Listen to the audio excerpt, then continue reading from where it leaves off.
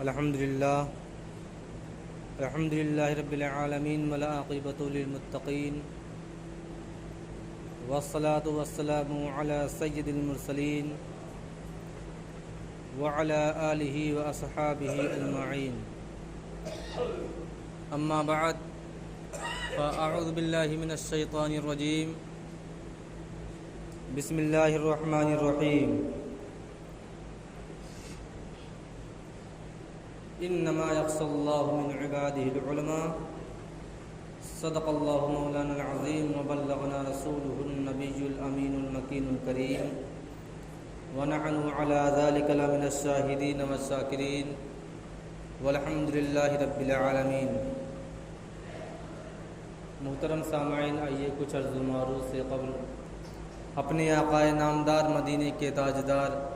جناب روح فدا محمد عربی صلی اللہ تعالی وسلم کی بارگاہ بے کس پناہ میں درود و سلام کی ڈالی نشاور کریں اور پڑھیں بآواز بلند اللہم صلی علی سیدنا شفیعنا حبیبنا کریمنا مولانا محمد مبارک وسلم صلاۃ و سلام علیک یا رسول اللہ صلی اللہ تعالی وسلم۔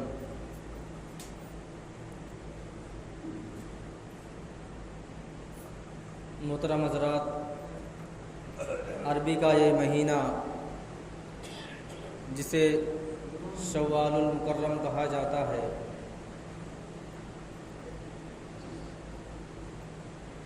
رمضان المبارک کے مہینے کے بعد اس مہینے کی شروعات ہوتی ہے، اور اس مہینے میں بھی اسلام کی کچھ یادگار تاریخیں ایسی ہیں جو یاد کی جاتی ہیں، جیسے حضرت امیر حمزہ رضی اللہ تعالیٰ عنہ کی شہادت اسی مہینے میں، اور ایک بہت بڑے فارسی کے عالم گزرے ہیں جنہیں شیخ سعدی کہا جاتا ہے، ان کا بھی وصال اسی مہینے میں، اور امام احمد رضا خان فاضل بریلوی رضی اللہ تعالیٰ عنہ کی یوم ولادت یعنی آپ کی پیدائش اسی مہینے کی 10 شوال المکرم کو ہوئی ہے، اور انہی کے ذات پر، انہی کے سیرت پر انشاءاللہ العزیز مختصر گفتگو آپ کے سامنے رکھی جائے گی۔ اللہ تبارک و تعالیٰ نے جب سے دنیا قائم کی اس وقت سے لے کر کے اور آج تک اللہ تبارک و تعالیٰ نے سب سے پہلے حضرت آدم علیہ نبینا علیہ الصلاۃ والتسلیم کو اس خاک دانے گیتی پر جنت الفردوس سے نکال کر کے زمین پر بھیجا اور اپنا خلیفہ مقرر کیا، لیکن حضرت آدم علیہ نبینا علیہ الصلاۃ والتسلیم کے زندگی کے ہزاروں برس بعد جب لوگوں کی تعداد بہت زیادہ ہو گئی اور ان لوگوں میں کچھ اچھے لوگ بھی آئے، کچھ برے لوگ بھی آئے، کچھ ایسے لوگ آئے جنہوں نے بادشاہت کی، جنہوں نے تخت نشینی کی اور اپنی بادشاہی کے بل پر اپنی رعایا پر ظلم و بربریت کرتے رہے، تو اللہ تبارک و تعالیٰ نے ایسے ظالموں کے خاتمے کے لیے اللہ تبارک و تعالیٰ نے ان لوگوں کو راستے سے ہٹانے کے لیے اللہ تبارک و تعالیٰ نے اپنے نبی کو بھیجنا شروع کیا، یہاں تک کہ جب ایک وقت ایسا آیا جب اللہ تبارک و تعالیٰ کی وحدانیت کا انکار کیا جانے لگا، لوگ بت پرستی میں مشغول ہو گئے، لوگ آگ کو اپنا خدا ماننے لگے، لوگ سورج اور چاند کی پرستش کرنے لگے، اس کی عبادت کرنا شروع کیے، تو اللہ تبارک و تعالیٰ نے حضرت نوح علیہ نبینا علیہ الصلاۃ والتسلیم کو اپنا رہنما بنا کر کے لوگوں کی رہنمائی کے لیے بھیجا، اور اسی طرح جب دنیا اور آگے بڑھی، زمانہ گزرتا رہا اور ایک وقت ایسا آیا کہ ایک ایسا نمرود شخص دنیا میں آیا جو اپنی رعایا پر ظلم و بربریت کرتا رہا اور اپنے آپ کو نہ جانے کیا کیا کہتا تھا، اپنی رعایا پر ظلم کرتا تھا، ان پر ظلم و تشدد کے پہاڑ توڑے جاتے تھے، اور جب جسے چاہتا مار دیتا تھا، جب جسے چاہتا جیل کے اندر بند کر دیتا تھا، جب جسے چاہتا جس سے جو چاہتا کرواتا تھا۔ تو ایسے نمرود کے خاتمے کے لیے، ایسے نمرود کو اس خاکدانے سے، گیتی سے اس کو نیست و نابود کرنے کے لیے اللہ تبارک و تعالیٰ نے اپنے خلیل، اپنے حبیب حضرت ابراہیم علی نبینا علیہ الصلوۃ والتسلیم کو اس خاکدان گیتی پر بھیجا۔ بتانے کا مقصد یہ ہے کہ اللہ تبارک و تعالیٰ نے اپنے انبیاء کو یوں ہی نہیں بھیج دیا۔ اپنے نبی کو اللہ تبارک و تعالیٰ نے اگر اپنا نبی بنا کر بھیجا تو ایسے ہی نہیں، جب لوگوں پر، عام انسانوں پر اور اللہ کے تمام بندوں پر جب ظلم و ستم کے پہاڑ جس دور میں توڑے گئے، اور جب بندوں پر ظلم و بربریت کی جانے لگی، تو اللہ تبارک و تعالیٰ نے اپنے کسی نہ کسی نبی کو بھیجتا رہا۔ اس کے علاوہ ایک ایسا بھی دور آیا جب ایک بدبخت آیا جسے فرعون لعین کہا جاتا ہے، جس نے اپنے آپ کو خدا کہنے لگا اور اپنی رعایا سے یہ منوانے لگا کہ تم لوگوں کا خدا صرف میں ہی ہوں، اس کے علاوہ کوئی دوسرا خدا نہیں ہے، جو اگر تمہیں عبادت کرنی ہے تو میری عبادت کرو، تمہیں سجدے کرنے ہیں تو میرے پیروں پر سجدے کیا کرو، جو مجھ سے چاہو گے میں دوں گا، بس شرط یہ ہے کہ صرف خدا مجھے ہی مانو۔ تو ایسے بدبخت کو اس خاکدان گیتی سے ہٹانے کے لیے، ایسے شخص کو سبق سکھانے کے لیے اللہ تبارک و تعالیٰ نے اپنے جلال و رعب جیسے نبی کو، حضرت موسیٰ علی نبینا علیہ الصلوۃ والتسلیم کو اس دنیا میں بھیجا، تاکہ فرعون جیسے بدبخت اور ظالم حکمراں کو، ظالم بادشاہ کو اس کی رعایا سے چھٹکارا دیا جائے۔ ایسے ہی جب زمانہ گزرتا گیا اور گزرتا گیا تو ایک ایسا بھی دور آیا جب چھوٹی چھوٹی بچیوں کو زندہ دفن کیا جانے لگا، اور وہ ایسا پرفتن دور تھا، ایسا ظلم و بربریت والا دور تھا کہ اگر کسی کے یہاں بچی کی پیدائش ہو جاتی تھی تو اس کا باپ خود ہی اپنے ہاتھوں سے اپنی بچی کو زندہ قبر کے اندر دفن کر دیا کرتا تھا۔ اور اسی دور میں جب کسی عورت کا شوہر انتقال کر جاتا تھا تو اس شوہر کے انتقال پر اس کی چتا کے ساتھ یا اس کے دفنانے کے ساتھ اس کی عورت کو بھی دفن کر دیا جاتا تھا، اور اس کی عورت کو بھی چتا پر چڑھا دیا جاتا تھا۔ ایسا بھی دور آیا کہ لوگ، جسے سن کر کے آج دنیا عش عش کرتی ہے، لوگ سوچنے پر مجبور ہو جاتے ہیں کہ کیا ایسا بھی دور تھا کہ باپ اپنی بیٹی کو زندہ دفن کر دیا کرتا تھا۔ آج لوگ سوچتے ہیں تو سوچ میں پڑ جاتے ہیں، انگشتے بدندہ ہو جاتے ہیں کہ لوگ کیسے لوگ اس خاکدان گیتی پر اس جہان میں آ چکے ہیں کہ اپنے یعنی اس کے شوہر کے ساتھ اس کی بیوی کو زندہ دفن کر دیا جاتا تھا، اس کے شوہر کے ساتھ اگر اس کا شوہر مر گیا ہے تو اس کے شوہر کے ساتھ اس کی بیوی کو زندہ جلا دیا جاتا تھا۔ ایسا بھی دور آیا ہے، لیکن اس پرفتن دور کو ختم کرنے کے لیے اللہ تبارک و تعالیٰ نے نبی آخر الزماں حضور تاجدار مدینہ محمد عربی صلی اللہ تعالی علیہ وسلم کو آخری نبی کی شکل میں بھیج کر کے ان تمام خرافات کو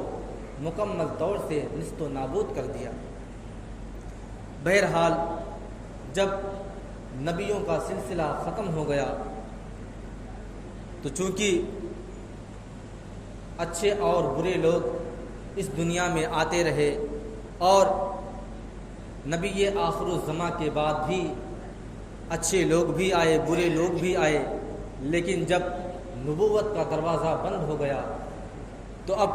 سوچنے کی بات ہو گئی کہ اب لوگوں کی رہنمائی کے لیے، لوگوں کی ہدایت کے لیے اب اللہ تبارک و تعالیٰ کس کو بھیجے گا؟ نبوت کا دروازہ تو بند ہو چکا ہے۔ تو فرمایا گیا العلماء ورثۃ الانبیاء، یعنی علماء نبیوں کے وارث ہیں، انبیاء کے وارث ہیں، یعنی وہ کام جو اللہ تبارک و تعالیٰ اپنے تمام نبیوں سے کرواتا تھا، وہی کام اب اللہ تبارک و تعالیٰ اس دور کے، اس زمانے کے، نبی آخر الزماں کے دور کے بعد اب اللہ تبارک و تعالیٰ علماء کرام سے کرائے گا، اولیاء کرام سے کرائے گا، فقہاء کرام سے کرائے گا۔ یہاں تک کہ جب پہلے فرقے نے جب جنم لیا تو اس وقت حضرت علی رضی اللہ تعالی عنہ کے دور خلافت سے کچھ چند سال پہلے سب سے پہلے جس فرقے نے جنم لیا اس کا نام خارجی کہا جاتا ہے۔ خارجی نے سب سے پہلے جنم لیا، اس کے بعد حضرت علی مرتضیٰ رضی اللہ تعالی عنہ نے اس کی مخالفت کی اور اس کا رد کیا، اور اس کے بعد حضرت علی رضی اللہ تعالی عنہ کے زمانے میں شیعہ لوگ، ایک فرقہ شیعہ کا آیا، اس کا بھی رد حضرت علی مرتضیٰ نے کیا، اور اس کے بعد جب ان لوگوں کی تعداد بہت زیادہ بڑھ گئی اور اس میں کچھ لوگ برے لوگ بھی آ گئے، تو اس وقت جب تمام شیعوں نے مل کر کے تمام صحابہ کرام رضی اللہ تعالی عنہ کو معاذ اللہ گالیاں دینا شروع کر دی، اور کچھ من گڑھنت حدیثیں تیار کرنے لگے، ایسی حدیثیں جو نہ تو نبی کے زمانے میں تھی، نہ تو کسی صحابہ کرام نے اپنے نبی سے سنی تھی، نہ تو کسی تابعی نے کسی صحابی سے سماعت کیا تھا۔ ایسی شیعوں نے من گڑھنت حدیثیں گڑھنی شروع کر دی اور تمام صحابہ کرام کو، خلفائے راشدین کو گالیاں دینا شروع کر دی۔ تو اللہ تبارک و تعالیٰ نے حضرت عمر بن عبد العزیز جیسے شجاعت اور بہادر جیسے سپہ سالار کو اس خاکدان گیتی پر بھیجا، جنہوں نے چند مہینوں میں خلافت کر کے تمام شیعہ کو منہ توڑ جواب دیا اور ان کا رد کیا، ان کی مخالفت کی، اور ان کو اس بات پر منوانے پر راضی رہے کہ تمام صحابہ کرام کو یا کچھ ہی صحابہ کرام کو گالیاں نہیں دی جاتی اور من گڑھنت حدیثیں نہیں تیار کی جاتی۔ یہاں تک کہ زمانہ چلتا رہا، ایسے زمانے بھی آئے کہ حضرت امام غزالی رضی اللہ تعالی عنہ بھی کا دور آیا، اور انہوں نے بھی تمام امت محمدیہ کی رہنمائی فرمائی۔ زمانہ چلتا گیا اور چند سال پہلے کچھ ایسا زمانہ بھی آیا جب اکبر بادشاہ کا دور آیا، تو اس نے ایک دین چلانا چاہا، دین الہی کے نام سے ایک دین پھیلانا چاہا۔ اس کا مقصد یہ تھا کہ جب مسجد میں لوگ مسلمان اکٹھا ہوتے ہیں نماز پڑھنے کے لیے، تو نماز کے ساتھ ساتھ اس منبر پر مورتیاں بھی رکھائی گئیں کہ رب کے سجدے کے ساتھ، خدا کے سجدے کے ساتھ اس مورتیوں کی بھی سجدہ کی جائے، اور اس کے علاوہ اذان کی جگہ پر کچھ اور طریقے بھی اپنائے گئے، کچھ ایسے شنکھ بجوائے گئے۔ یہ اکبر بادشاہ تھا جو مرتد ہو کر کے اس دنیا فانی سے جہنم رسید ہوا، اس دار فانی سے مر گیا اور اس کا نیست و نابود ہو گیا۔ لیکن اس دور میں اللہ تبارک و تعالیٰ نے مجدد الف ثانی احمد حضور مجدد الف ثانی کو مجدد کی شکل میں اس خاکدان گیتی پر بھیجا، تاکہ اکبر بادشاہ کو منہ توڑ جواب دیا جائے۔ اور جب اکبر بادشاہ کی مخالفت میں مجدد الف ثانی نے اپنے فتوے جاری کیے اور اس کی مخالفت کی، تو اکبر بادشاہ نے اس وقت مجدد الف ثانی کو جیل میں پہنچا دیا، اور جب تک اس کا زمانہ رہا، جب تک وہ زندہ رہا، اس وقت تک مجدد الف ثانی ایک جیل میں بند تھے۔ آپ کا جیل میں بند ہونا ایسا تھا کہ آپ جب جیل میں بند تھے تو جیل میں جو اور لوگ جو قیدی تھے تقریباً ان کی جب گنتی کی جاتی ہے تو پتہ چلتا ہے کہ لگ بھگ 700 قیدی اس جیل میں بند تھے، اور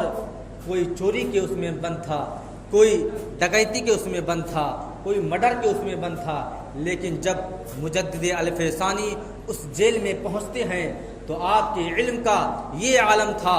آپ کے علم کا آپ کا یہ کارنامہ تھا کہ ان تمام لوگوں کو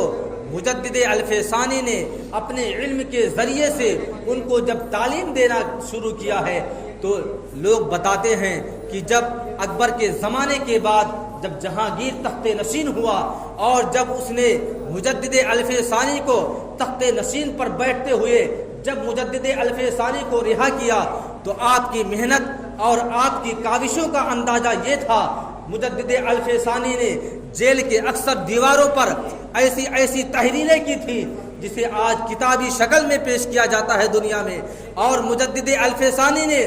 جیل میں ایسا کارنامہ انجام دیا کہ وہ قیدی جو کسی چوری کے مجرم میں جب گرفتار تھے، اس وقت جب کوئی مجرم کسی ڈکیتی کی شکل میں جب وہ مجرم جیل میں قید تھا تو مجدد الف ثانی نے ایسا کارنامہ انجام دیا، اپنے علم کے ذریعے سے ایسا لوگوں میں تعلیم پھیلایا، ایسی لوگوں کو ہدایت دی، ایسی لوگوں میں رہنمائی کی کہ لوگ جب جیل سے رہا ہوئے تو بڑے بڑے مفتیان کرام اس جیل سے رہا ہوتے ہوئے نظر آئے۔ کئی سو مفتیان کرام اس جیل سے رہا ہوئے، ایسے مفتیان کرام کہ مجدد الف ثانی نے ایسا علم کا کارنامہ انجام دیا کہ آپ نے جیل کے اندر رہ کر کے مجدد الف ثانی نے لوگوں کو تعلیم دی، لوگوں کو علم نحو اور علم فقہ سے آراستہ کیا، اور لوگوں کو مفتی تک بنا دیا، عالم تک بنا دیا، اور صرف عالم ہی مفتی ہی نہیں بلکہ عبادت و ریاضت کا پرہیزگار، نمازوں کی پابندی کرنے کا پرہیزگار، ایسا متقی پرہیزگار بنا دیا۔ بتانے کا مقصد یہ ہے کہ اللہ تبارک و تعالی اپنے بندوں پر ایسا مہربان ہے، ایسا رحم کرنے والا ہے کہ جب بھی کوئی بھی حکومت آتی ہے، کوئی بھی ایسا شخص جب تخت نشین ہوتا ہے کہ جو اپنی رعایا پر ظلم و تشدد کے پہاڑ توڑے، تو اللہ تبارک و تعالی اپنا نائب بنا کر کے کسی نہ کسی شخص کو اولیاء کی شکل میں، ولی کی شکل میں، مجدد کی شکل میں، عالم کی شکل میں اس خاکدان گیتی پر بھیجتا ہے۔ اسی طرح جب ایک ایسا بھی دور آیا کہ جب انگریزوں کا دور تھا، اور جب اس وقت مسلمانوں میں بہت ہی زیادہ اتفاق تھا، آپس میں لوگوں کا آپس میں بہت زیادہ میل جول تھا، لوگوں کا آپس میں بہت زیادہ اتفاق تھا، تو جب انگریزوں سے یہ دیکھا نہ گیا، اور جب انگریزوں نے اس بات کا مشاہدہ کیا اور کہ ہمیں ہندوستان کی حکومت پر، ہندوستان پر قبضہ کرنا بڑا مشکل ہے۔ کیوں؟ اس وجہ سے کہ جب تک مسلمانوں میں آپس میں اتفاق و اتحاد ہے اس وقت تک ہم ہندوستان پر قبضہ نہیں کر سکتے، اس وقت تک ہم ہندوستان پر اپنی حکمرانی جما نہیں سکتے جب تک کہ مسلمانوں میں آپس میں اتفاق و اتحاد ہے۔ کیونکہ کچھ ایسا کام کیا جائے کہ مسلمان آپس میں بٹ جائیں، آپس میں لڑنے جھگڑنے لگیں، تو کچھ ایسے فرقے اس وقت ہندوستان کی سرزمین پر جنم لینے لگے جو میرے نبی کریم حضور تاجدار مدینہ صلی اللہ تعالی وسلم پر کے علم غیب پر حملہ کیا، یہاں تک کہ آپ کے علم کو کچھ لوگوں نے ایسا بتا دیا کہ آپ کا علم معاذ اللہ بچوں اور پاگلوں سے بھی زیادہ آپ کا علم کمتر تھا، معاذ اللہ۔ کچھ لوگوں نے ایسا کہا کہ اگر نبی کا خیال نماز میں آ جائے تو کسی گدھے کے خیال آنے سے بہتر ہے کہ گدھے کا خیال آ جائے لیکن نبی کا خیال نہ آئے۔ کچھ ایسے فرقوں نے جنم لیا، تو اللہ تبارک و تعالیٰ نے مجدد کی شکل میں حضرت امام احمد رضا خاں فاضل بریلوی رضی اللہ تعالی عنہ کو بریلی کی سرزمین پر بھیجا، جنہوں نے غیر فرقوں کا منہ توڑ جواب دیا اور اپنے فتاوے کے ذریعے اور اپنے قلم کے ذریعے سے، اپنے علم کے ذریعے سے تمام امت محمدیہ کی رہنمائی کی۔ انشاءاللہ العزیز وقت ملا تو ان کی سیرت پر آئندہ جمعہ کو کچھ بیان کیا جائے گا۔ وقت مکمل ہو گیا، اور وہ حضرات جو سنت ادا نہ کی ہوں سنت ادا کر لیں۔ اللہ تبارک و تعالیٰ کی بارگاہ میں دعا ہے کہ اللہ تبارک و تعالیٰ ہم تمامی مسلمانوں کو آپس میں اتفاق و اتحاد سے رہنے کی توفیق و رفیق عطا فرمائے۔ وآخر دعوانا الحمدللہ رب العالمین۔ السلام علیکم۔